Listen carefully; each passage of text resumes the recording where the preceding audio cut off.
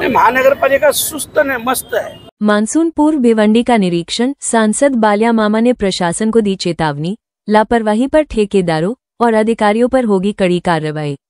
आगामी मानसून को देखते हुए भिवंडी निजामपुर महानगर पालिका क्षेत्र में सोमवार को भिवंडी के सांसद सुरेश महात्रे उर्फ बलिया मामा ने मानसून पूर्व तैयारियों की समीक्षा हेतु क्षेत्र का दौरा किया। निरीक्षण के दौरान उन्होंने साफ तौर पर प्रशासन की कार्यप्रणाली पर सवाल उठाते हुए अधिकारियों की लापरवाही को आड़े हाथों लिया। आणि मी सांगतो ना, याच्या पुढे जर वेळोवेळी साफसफाई झाली नाही तर तिथला ठेकेदार, तिथला उपायुक्त, तिथला आरोग्याचा अधिकारी या सगळ्यांना जबाबदार धरून त्यांच्यावर कारवाई केली जाईल। मीडियाकर्मियों से बातचीत में बलिया मामा ने कहा, मैं वर्षों से इस क्षेत्र का जनप्रतिनिधि हूं। हर साल बरसात में नागरिकों को भारी परेशानियों का सामना करना पड़ता है, लेकिन कुछ अधिकारी अपनी जिम्मेदारियों को गंभीरता से नहीं ले रहे हैं। नागरिकों के स्वास्थ्य से जुड़ी समस्याओं की अनदेखी किसी भी हाल में बर्दाश्त नहीं की जाएगी। उन्होंने कहा कि स्वच्छता और नागरिक सुविधाओं की स्थिति अभी भी बेहद खराब है।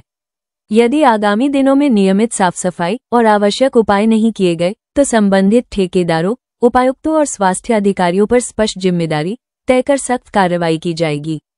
सांसद ने प्रशासन को चेताते हुए कहा कि भिवंडी जैसे घनी आबादी वाले शहर में मानसून की शुरुआत से पहले जल निकासी, नाले सफाई, कचरा प्रबंधन जैसी सेवाएं पूरी पारदर्शिता और तत्परता से पूरी की जानी चाहिए। उन्होंने ये भी दोहराया कि प्रशासनिक लापरवाही के चलते यदि नागरिकों को किसी भी प्रकार की परेशानी हुई तो जिम्मेदार अधिकारियों को बख्शा नहीं जाएगा। ये दौरा मानसून पूर्व तैयारियों के मद्देनजर एक गंभीर संदेश था कि अब सिर्फ योजनाएं नहीं बल्कि धरातल पर दिखने वाले परिणाम चाहिए। सांसद ने ये स्पष्ट कर दिया कि आने वाले दिनों में यदि लापरवाही जारी रही तो वे जनता के हितों की रक्षा के लिए हर संभव कदम उठाएंगे। महानगरपालिका सुस्त नाही मस्त आहे, कारण ऑलरेडी त्यांचं जे काय चालायचं ते सगळं चालू आहे। भिवंडी महानगरपालिका वर्षानुवर्ष आपण बघत आलोय, कमी आज नाही बघत, वर्षानुवर्ष बघत आलोय, कारण या अधिकाऱ्यांना कोणी चाप लावला नाही।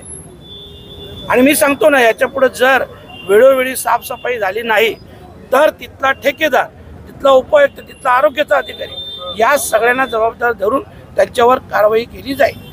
खरं म्हटलं तर या सगळ्या अधिकाऱ्यांनी एक चांगलं मोठं प्रपोजल बनवायला पाहिजे, ज्याच्यातून हा लाईफ टाईम विषय संपू शकतो।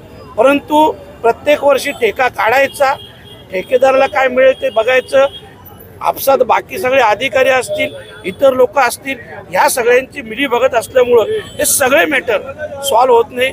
खरं म्हटलं तर हा मोठा विषय आहे, तर हा एक प्रपोजल मोठा बनवून आणि हे आम्ही केंद्राकडून आणायचे का राज्याकडून पैसे आणायचे हे आम्ही बघू ना।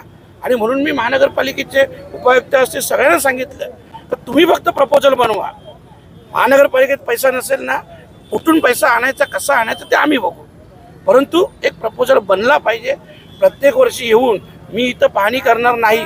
माझं म्हणणं, आज पाहणी केली, याच्यात सगळ्या अधिकाऱ्यांशी तुम्ही सोबत राहा, सगळ्या अधिकाऱ्यांशी चर्चा करून एक चांगलं प्रपोजल बनवू आणि ते प्रपोजल वरून पास करून ते काम साधारणतः पावसाळ्यानंतर कशा प्रकारे चालू होईल ही गोष्ट आपल्याला बघायची आहे आणि त्याच्यातून मार्ग काढायचे। लोकांचं लाखो रुपयाचं नुकसान होतं, या ठेकेदारांचं, महानगरपालिकेच्या अधिकाऱ्यांचं नुकसान होत नाही। आणि म्हणून त्यांचं दुःख आता हे जिथं आपण गटर पाहिलं, मी त्यांना तेच सांगितलं का इथं आजूबाजूला राहणारे लोक, मार्केटमध्ये येणारे लोक जरी तुमच्या परिवारातील नसले, तुमचे नातेवाईक नसले तरी ती सुद्धा एक भिवंडीचे नागरिक आहेत आणि या सगळ्यांच्या सुरक्षेची जबाबदारी आपली आहे ना।